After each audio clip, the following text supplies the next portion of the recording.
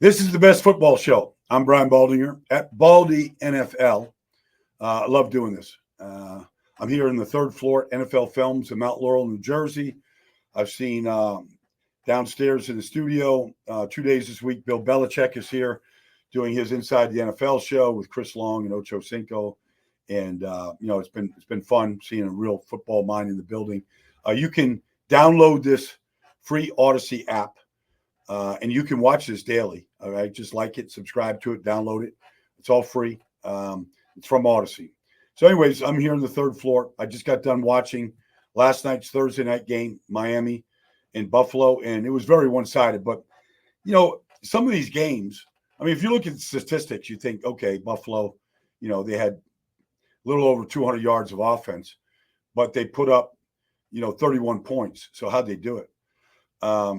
Because Miami didn't play terrible defense, but Buffalo had a number of big plays. And I just want to kind of talk a little bit about it because Joe Brady deserves some credit. The first play and the first touchdown of the game came on the opening drive of the game by Buffalo. So it's 4th and 3, and they're at the 17-yard line of Miami. And it's a clever play. Joe Brady's the offense coordinator. And you call plays based on the predictability of what you think the defense is going to do. So how do you know that sometimes? So on the first motion, James Cook comes out of the backfield and goes outside wide, and the middle linebacker, David Long Jr. of Miami, fouls him out, fouls him back in. Then they take a motion, and you can see that Jalen Ramsey is following the motion. All right, so on the play, it is man coverage. So what they do is they take James Cook and they roll him out and they put him back in. And David Long Jr. has a man-to-man. Well, Joe Brady anticipates the man-to-man coverage. So there are two receivers out wide. I think it was Khalil Shakir, and I forget the other one. Maybe it was Keon Coleman. I'm not sure. But all they're doing is they're running from the twin set out wide, a double pick on David Long Jr. And James Cook is going to come out of the backfield and run right off the double screen, like the Golden State Warriors running a double pick for Stephon Curry. Like that's what it is. And Josh Allen reads it perfectly. And David Long gets, we don't call it a pick because a pick is illegal. We call it a rub. He gets rubbed. It's all legal. They're within a yard of the line of scrimmage. David Long is trying to get out there to James Cook. He's coming into the flat, and he gets rubbed, and Josh Allen flips it to James Cook, and he goes 17 yards for the opening touchdown. And it's 4th and 3. Think about it. If they don't get rubbed, if they don't have that play, if they don't execute it, it's a 0-0 game. Maybe Miami gets the ball back to the 17, and they go down and score and take a 7-0 lead. All right, so then the game is kind of cruising along. It's 10-7. And again, it's third and 6, and Miami, Jalen Phillips and Calais Campbell, they're all coming after Josh Allen, and they take Ty Johnson, the backup running back to James Cook, and they motion him out wide, and it's his own coverage, and Jalen Ramsey's the corner in zone coverage all the way to the sideline. When Josh Allen escapes the pocket, and now he's basically a dual threat. He could run. Actually, it's 3rd and 10. I'm sorry, it's 3rd and 10. So, they got him backed up here, maybe field goal range, 10-7, maybe holding the field goal 13-7. Except Josh Allen gets outside the pocket, and he sees Ty Johnson keep streaking. He's not even the number one option, but he keeps streaking down the sideline. Jalen Ramsey realizes that Josh Allen is not running, and he turns to run with Ty Johnson. And Josh Allen just uncorks his ball in the middle of the field. Javon Holland, the free safety, he starts charging like he's got to stop Josh Allen if he takes off. So now there's no safety in the middle of the field. Josh Allen reads it perfectly. And he cuts it loose to Ty Johnson. And, he goes 30-something yards down to the 1-yard line. And instead of a field goal, next play, James Cook runs it in. Now it's 17-7. I think Tua throws the interception to get the ball back. The very next play, okay, that Buffalo has Buffalo has the ball. They were playing this kid. I want to make sure I got his first name correct. Anderson. He's a backup offensive tackle, and I just want to make sure I have it right. Yes, they take Alec Anderson, a free agent, number 70, backup tackle. And they play him a lot in the game as a third tackle, an extra tight end at the point. So they run James Cook at the 49-yard line, and they basically triple team Osiris Torrance, Spencer Brown, and Alec Anderson. They just squeeze the defensive tackle on the play, which is Deshaun Hand. And David Long Jr. is hiding behind Deshaun Hand. He is an excellent middle linebacker. He is aggressive. He's a great tackler. But on this play, James Cook looks like he's going outside, and David Long starts going outside to plug the hole right there. And James Cook reads it. He reads it perfectly. And as David Long Jr. goes out, James Cook comes off that triple screen. Guys all blocking Deshaun Hand. And he goes inside, and then he just hit the gas pedal. And he went 49 yards to pay dirt. And just like that, they're up 24-7. Miami shuts Buffalo out in the second half, except, they get a one play where Jamarcus, the number 46, gets a ball where Tua is trying to throw it away. He's trying hard to throw the ball away. They're running a double exit stunt. So Von Miller and Gregory Rousseau come inside, and Ed Oliver and AJ Epinesa comes outside. And there's major pressure on Tua. And Tua drops back, and he tries to throw the ball away. And I'm just looking to make sure I have the name, Jamarcus. Oh, so on the play, Jamarcus Ingram. Okay, you got to get to know this roster of Buffalo because a lot of new guys playing. Baylor Spector, but Jamarcus Ingram is in the flat. And Tua, he's got AJ and he's got Russo and he's got Vaughn all closed in on him. And he's just trying to throw the ball out of bounds to rescue the play. And he's getting smacked as he throws it. And the ball pops up. Jamarcus Ingram picks it off, takes it to the house. Pick six, 31-7. The game's out of reach. Look, later in the game, on a third down play, Tua takes off up the middle.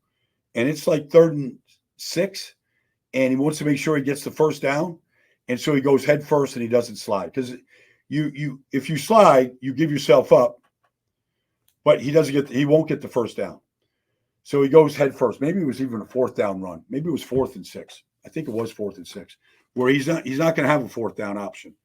He has to get the first down, and he dives head first into DeMar Hamlin, and the players knew it right away. His offensive linemen were calling for help right away. They knew Tua was hurt immediately, whether it was something he screamed or what they saw. But, he wasn't even basically hit yet, and the guys were already screaming for help. So, obviously, Tua has this history. He went last year, every game, all 19 games he started last year. He was not hurt one time. But this looked bad, and he's got this history. So all I could do is just say prayers for Tua, that it's not serious. It's precaution. I don't know. I don't want to see any players struggling later in life because of this stuff. I want guys to get out before there's too much damage, and I don't know. I don't know anything. I just hope that he's healthy and he can come back and help and play, because the Dolphins, they're going to struggle without him. Now, the one bright spot for this whole Dolphins team was Devon Achane last night. He is an elite player, and he was a game-time decision. And I don't care if he's catching it, he's running it. That guy runs through contacts like a bullet train. That guy just is hard to bring down, and he has elite speed. He's a great player. Now, Buffalo plays his own look. Not one time last night did they take a deep shot, which is almost hard to believe with Tyreek Hill and Jalen Waddle. They didn't take a deep shot the whole night, not one. And that's a credit to what Buffalo does. They keep everything in front of you. It's a lot of different players. DeMar Hamlin had a great game. Taylor Rapp's the safety. Baylor Spector. Like, they've got a lot of new players.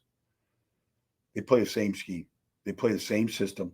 They don't get beat over the top. They don't give you the big play. They keep everything in front of them. They rally to the ball. It was impressive performance by the Buffalo Bills last night. Now, one of the games I'm really looking forward to this weekend is Tampa Bay going to Detroit. Both teams 1-0. Both teams, Detroit in overtime, impressive against the Rams. Tampa Bay blew out the Washington Commanders. It's a rematch of a playoff game a year ago, which was nip and tuck deep into the third quarter. Tampa hung in there all game long. Tampa's a better team today than they were last year in that playoff game. Graham Barton makes a difference at center. They now have an offensive line. Bucky Irving is an addition at running back, in addition to what they have. They've got a good 1-2 punch. They can run the ball now. They couldn't do that the last 3 years. Baker's coming off one of his best games he's ever played in his whole career. Mike Evans might be the best red zone threat in this whole league, and maybe the best we've seen since Randy Moss. Like, he makes a difference, along with Chris Godwin. They have Liam Cohen has come in as a new offensive coordinator. He's very talented, and Baker really benefited when there was pressure by Washington. He escaped the pressure, made good decisions with the ball. You're going to see, if you get Aiden Hutchinson over Tristan Wirfs at times, because Aiden goes both sides, he'll play everywhere. He'll play both end spots. He'll play inside as well. But if Aiden Hutchinson goes over Tampa Bay's left tackle, Tristan Wirfs, like that right there, to me, when I watch this game on Monday, I'm going to watch that matchup whenever it takes place, because Tristan Wirfs is worthy of being a first team. He's been a first team All-Pro right tackle. He's going to be a perennial All-Pro left tackle. He's just that good and talented. And Aiden Hutchinson is a stud. So that's worth the matchup. Now, last year, Detroit's weakness was on the corner. And so now they have their number one pick, starting right now for them. And they really, you look at Terry and Arnold, he's going to see Chris Godwin. He's going to see Mike Evans. He's going to get tested. Baker's going to take his shots against him. We'll see how he holds up. They didn't hold up well in the, last year on the corner. We'll see if Terry and Arnold, the first round pick out of Alabama, who arguably was the best corner in this draft. We'll see. Quinyon Mitchell was the first corner taken. Terry and Arnold was second. Detroit traded up to get him. They brought him, and they drafted him to be that guy that can hold up against Chris Godwin and, Mike Evans. And, oh, by the way, this Jalen McMillan, their second round pick out of Washington, is really good. In fact, they had 3 rookies for Tampa Bay. It was Graham Barton at center. It was Jalen McMillan, who caught a touchdown pass in his debut, and Bucky Irving, who led the team in rushing. Those 3 rookies upgraded this Tampa Bay offense all the way around. And then if you look at defensively, Yaya Diaby in his second year, some of the players, KJ Britt now at middle linebacker next to Levante David, it's pretty good. Now, they're going to be playing without Antoine Winfield Jr. I expect that to be a problem for Tampa. You look at Jamison Williams last week against the Rams, 52-yard touchdown and stutter and go. He got a game ball for that play. It was he is a tremendous talent at receiver. Tremendous. Speed, routes, he's a game breaker. So I want to see that, that matchup without Antoine Winfield Jr. in the middle of the field, who, by the way, kind of gets everybody lined up. Todd Bowles against Jaden Daniels last week. He was blitzing Jaden Daniels with 2 minutes to go in the game, and they had 37-13 lead. He was still blitzing.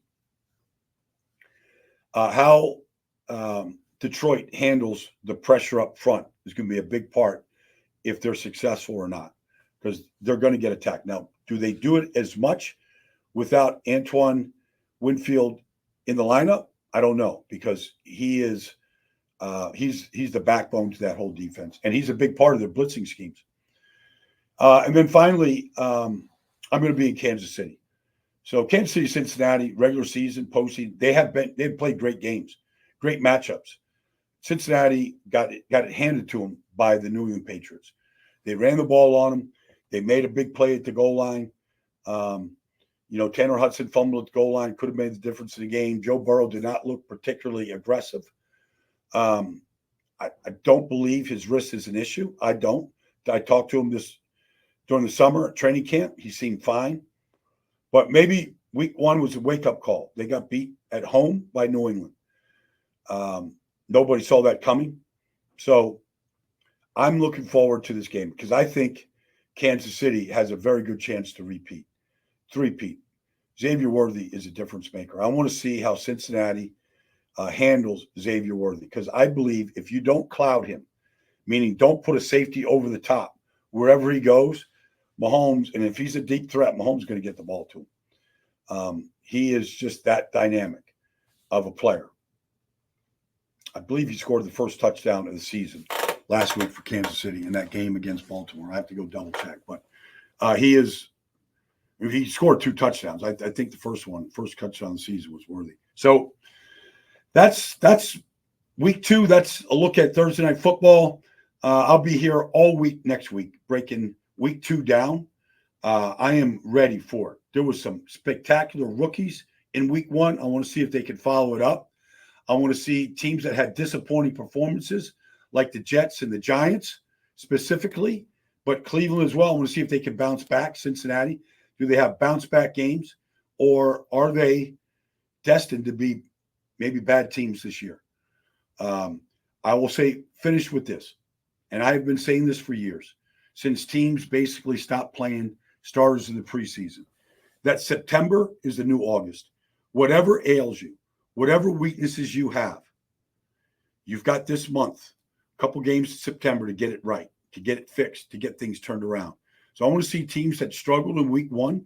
I want to see if they get it right and get it fixed in week 2, or at least on their way to doing it.